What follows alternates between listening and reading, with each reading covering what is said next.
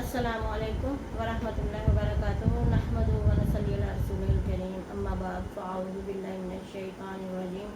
बिस्मिल्लाहिर रहमानिर रहीम rabbi ज़िदनी इल्मा rabbi इश्रह ली सदरी व यस्सिर ली अमरी वहलुल उक़दतम मिन लिसानी यफ़क़हू क़ौली अल्लाहुम्मा सल्लि अला मुहम्मदिन व अला आलिहि व अस्हाबिहि व बारिक व सल्लम व सल्ली अलैहि।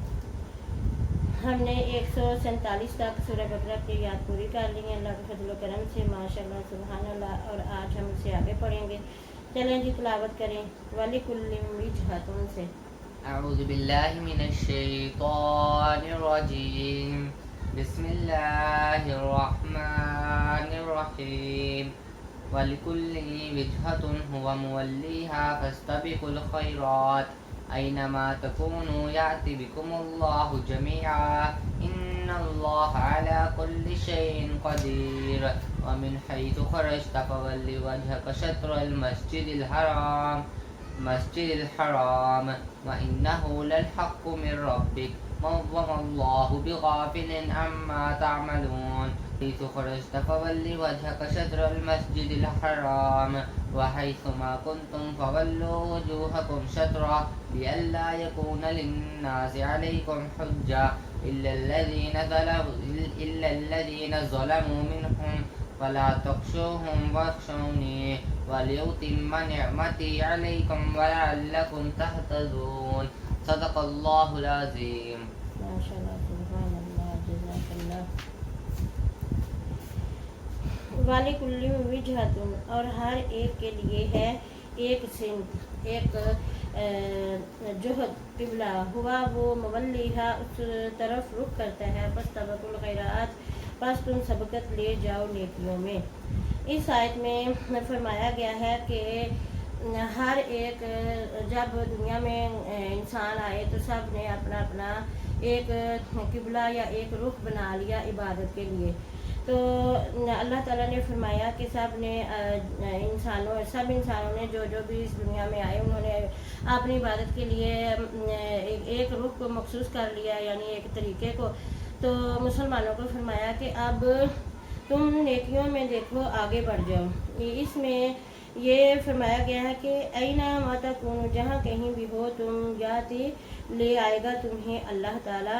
सबको इकट्ठा करके। बेशक इन्नल्लाह, बेशक अल्लाह ताला अला कुल्लि शैइन कदीर, हर चीज़ पर कुदरत रखने वाला है। और अल्लाह ताला ने फरमाया कि जब मुसलमानों ने अपने किबला जो है वो खाना काबा को मान लिया और उस तरफ रुख करके नमाज पढ़ने लग गए, तो इधर जो यहूद और नसारा थे वो कहने लगे कि इन्होंने किबला चेंज कर लिया। तो अल्लाह ताला ने फरमाया कि वजाहत फरमा दी कि हर ग्रोह ने अपना एक जो है वो मिनहाज बना लिया, तरीका बना लिया, और हर कोई अपने तरीके पर चल रहा है। लेकिन असल बेहतरीन जो दीन है वो इस्लाम है, और इस्लाम का किबला जो है वो खाना काबा की तरफ है। तो अब किसी को कोई शक न रहे, क्योंकि अगर किसी ने अपनी, अल्लाह ताला अगर चाहता, कुरान पाक में अल्लाह ताला ने फरमाया कि अगर मैं चाहता तो सब लोगों को एक ही उम्मत बना देता और एक ही किबले की तरफ उन्हें हुक्म करता कि वह नमाज अदा करें। लेकिन जब अल्लाह ताला ने फरमाया कि मैंने इन्हें अक्ल और शऊर दे दिया और गलत और दुरुस्त बता दिया, यानी हदायत और गुमराही मैंने बता दी कि अगर सीधे रास्ते पे चलोगे तो ये हदायत का रास्ता है, और अगर इसको छोड़ दोगे तो गुमराही और दलाल है। तो अपनी मर्ज़ी अल्लाह ताला ने इंसानों को दे दी कि अब तुम्हारी मर्ज़ी है कि तुमने कौन सा रास्ता इख्तियार करना है। तो अल्लाह ताला फरमाता है अगर मैं चाहता तो मैं, लेकिन अल्लाह ताला फरमाता है कि मैंने इंसान को उसको सोचने समझने की और जहन देकर सलाहियत ये जो अदा की थी, इस पर मैंने देखना चाहा कि अब मैं आजमाऊँ कि कौन जो है वो सीधे रास्ते पर चलता है। लियब्लुवकुम अय्युकुम अहसनु, कि कौन है जो नेकियों में अच्छे तरीके से आगे बढ़ता है, ताकि हम आजमाएं। तो अब अल्लाह ताला ने फरमाया कि मुसलमान जो हैं, अब तुम्हें कोई जितना चाहे रोके, या पिछली आयत में फरमाया कि जो भी ये कहें, आपने मुसलमानों को फरमाया गया कि तुमने शक नहीं करना اور اپنے قبلے کی طرف ہی اپنا رخ رکھنا ہے، کیونکہ یہود جو تھے وہ کہہ رہے تھے، نصارہ یہ دونوں، کہ نبی پاک صلی اللہ علیہ وسلم نے مدینہ آ کے بیت المقدس کی طرف رخ کر کے نماز ادا کر دی ہے، تو اب دیکھیں یہ دوبارہ ہمارے جو ہے دین میں بھی یہ ہمارے آ جائیں گے۔ تو اللہ تعالیٰ نے فرمایا کہ آپ نے ان کی باتوں میں نہیں آنا اور نہ ہی کوئی شک کرنا ہے، آپ اپنی نیکیوں میں اب آگے بڑھو۔ نیکیوں میں کس طرح سے؟ کہ اللہ کے رسول کی اطاعت کرو، قرآن پاک جو ہے اس پر عمل کرو، اور اپنی زندگیوں کو جس طرح سے نبی پاک صلی اللہ علیہ وسلم فرماتے ہیں اس طرح زندگیاں ڈھال لو، کیونکہ سورہ احزاب میں اللہ تعالیٰ نے فرمایا کہ تمہارے لیے تمہارا نبی جو ہے ایک نمونہ ہے، ان کی زندگی ایک نمونہ ہے، اور انہی کی پیروی کرو، یعنی نبی پاک صلی اللہ علیہ وسلم کی زندگی کی پیروی کرو۔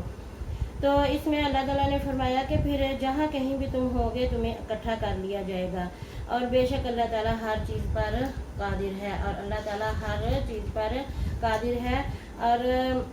قدرت رکھنے والا ہے۔ اللہ جو چاہے کر سکتا ہے، لیکن اللہ نے انسان کو سوچنے سمجھنے کی صلاحیت دے کر اور اچھائی اور برائی بتا کر انسان پر یہ چھوڑ دیا کہ اب وہ کس راستے پہ چلتا ہے۔ وَمِنْ حَيْثُ، اور جہاں سے خرجتا آپ نکلیں، فولی، پس کر لیں، وجہ کا اپنا رخ، اپنا چہرہ، شطر المسجد الحرامی، طرف مسجد حرام کے۔ اور اس یہاں پھر زور دے کے فرمایا جا رہا ہے کہ آپ اے مسلمانوں جہاں کہیں بھی تم ہو، مسلمان اب دنیا کے کسی بھی کونے میں ہیں تو ان کو یہ لازم ہے، حکم ہے کہ وہ اپنا رخ جو مسجد حرام کی طرف کر لیں، یعنی خانہ کعبہ کی طرف کر لیں، عبادت کے وقت، نماز کے وقت۔ تو جہاں کہیں بھی آج مسلمان ہیں، ہم پہ یہ فرض ہو جاتا ہے کہ ہم صرف اور صرف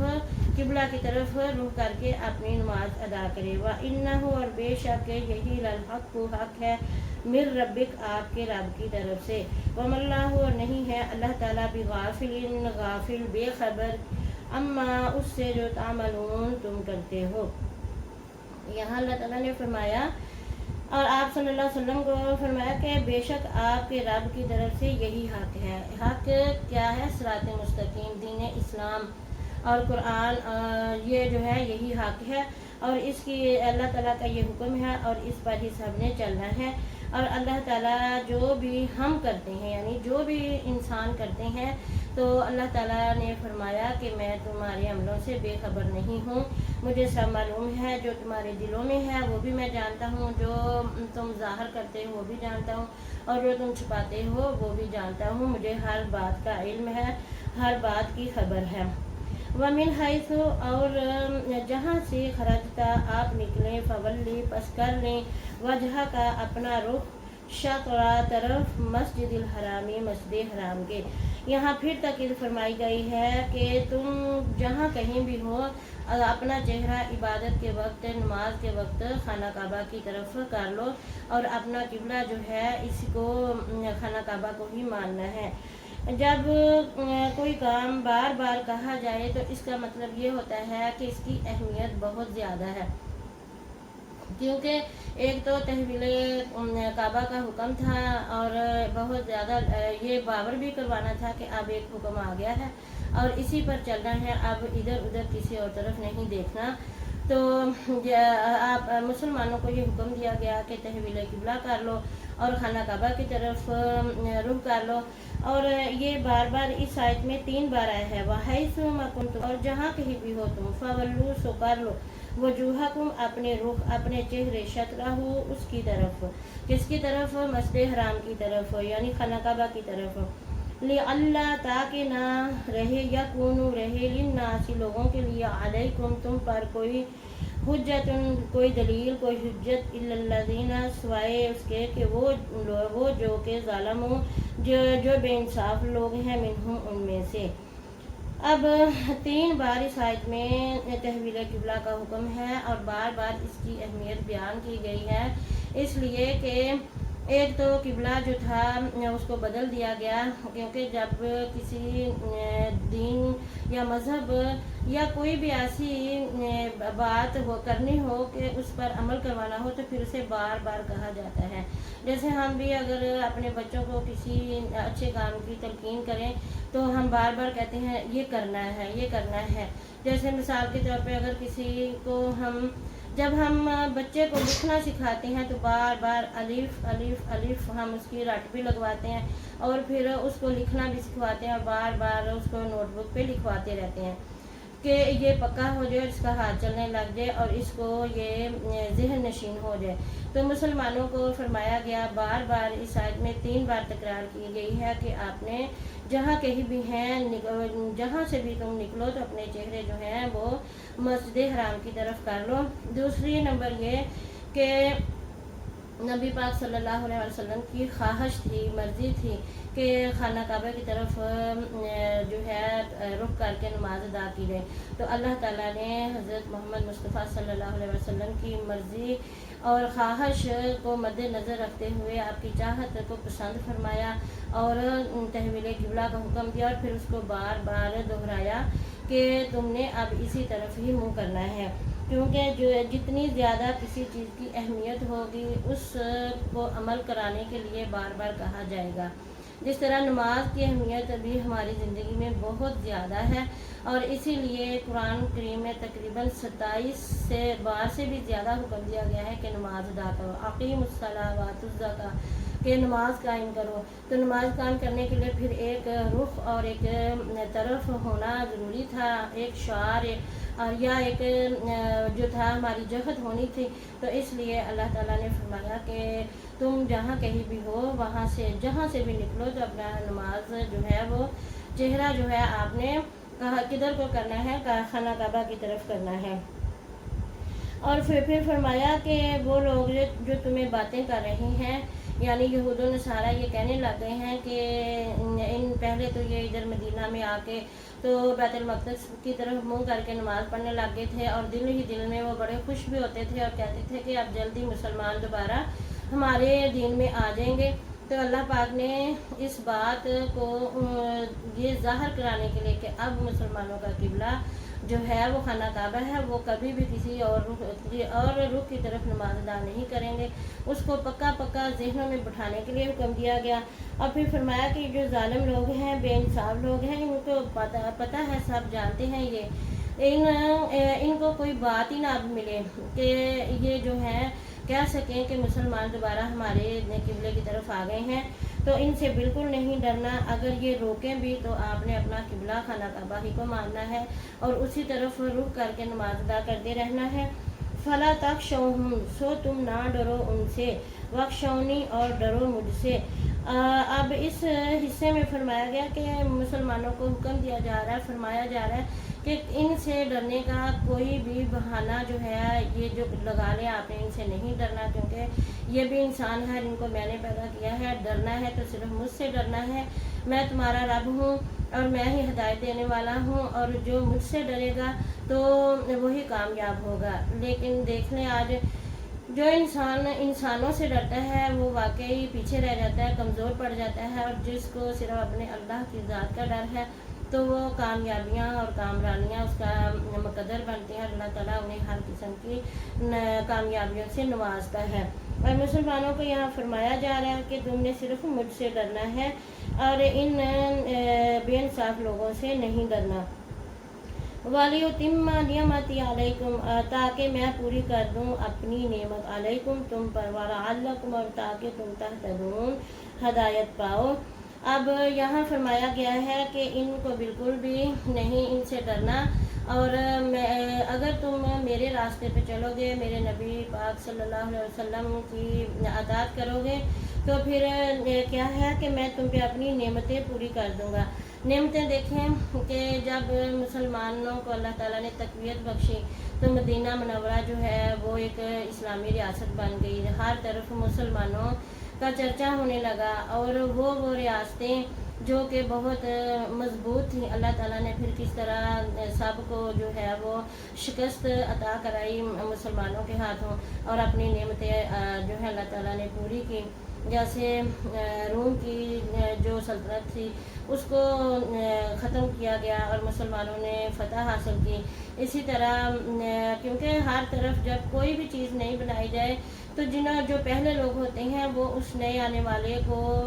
پیچھے رکھنے کے لیے بڑی بڑی کوششیں کرتے ہیں۔ تو اسی طرح یہ ادیان کے لوگ بھی ایسے کر رہے تھے، لیکن اللہ تعالیٰ نے فرمایا کہ مجھ سے ڈرو گے اور میرے حکم پر چلو گے تو میں تم پر اپنی نعمتیں پوری کروں گا۔ اور الحمدللہ آج مسلمان دنیا کے کونے کونے میں ہیں، اور جو مسلمان بھی اللہ کی رحمت میں رہ کے اللہ اور اللہ کے رسول کی اطاعت کرتا ہے تو اور اللہ سے ڈرتا ہے تو واقعی دنیا و آخرت دونوں کی کامیابی اس کے نصیب اللہ تعالیٰ لکھتا ہے۔ تو پھر صحابہ کرام جو ہیں ان کی زندگیاں ہی بدل گئیں، اور اللہ نے فرمایا کہ تاکہ تمہیں میں ہدایت یعنی کہ تاکہ تم ہدایت پاؤ۔ ہدایت یہی کہ اللہ کے رسول کی تابع داری کرو اور اللہ کے حکموں کی تعمیل کرو تو پھر تمہیں کامیابیاں ملیں گی۔ اور اس بات پہ مجھے یہ بہت زیادہ رشک آتا ہے کہ اللہ تعالیٰ نے فرمایا کہ جو ایمان والے ہیں ان کو دوہرا اجر دوں گا، اس دنیا میں بھی اور آخرت میں بھی دوہرا اجر ملے گا، یعنی دنیا میں کامیابیاں۔ اور بعض دفعہ لوگ یہ کہتے ہیں کہ دیکھو جی اتنے لوگ جو ہے اللہ کو ماننے والے ہیں مگر یہ غریب ہیں، دیکھو ان کا رہن سہن۔ تو ان چیزوں کو نہیں دیکھنا بلکہ دیکھنا ہے تو اللہ تعالیٰ کی رحمت کو دیکھنا ہے کہ ایک امیر ہو کے انسان پریشان ہوتا ہے اور ایک غریب اتنی مطمئن زندگی گزارا ہوتا ہے کیونکہ وہ اللہ تعالیٰ کی نعمتوں کا شکر کرتا ہے اور وہ ہدایت پر ہوتا ہے۔ تو اللہ تعالیٰ مسلمان کے لیے دوہرے اجر کا ثواب ارشاد فرماتا ہے کہ ایک اجر اس کو اس دنیا میں ملے گا اور دوسرا اجر جنت کی صورت میں جو اس نے دنیا میں مصیبتیں تکلیفیں اٹھائی ہوں گی یا اللہ کی راہ میں صدقہ و خیرات کیا ہوگا تو اللہ تعالیٰ ان تمام نیکیوں کو جمع کر کے انہیں جنت الفردوس میں اعلیٰ مقام دے گا۔ تو ہدایت جو ہے اللہ تعالیٰ نے فرمایا کہ تم پاؤ تو ہمیں دعا کرنی چاہیے اور کوشش کرنی چاہیے کہ ہم اللہ کے قرآن اللہ کی کتاب کو پڑھیں، اس سے سبق سیکھیں، سبق حاصل کریں، نبی پاک صلی اللہ علیہ وسلم کی زندگی کو پڑھیں، حدیث مبارکہ کو پڑھیں اور اپنی زندگیوں کو سنواریں۔ صدق اللہ العظیم و صدق رسولہ الکریم۔ سبحانک اللہم نشہد ان لا الہ الا انت استغفرک و اتوب الیک۔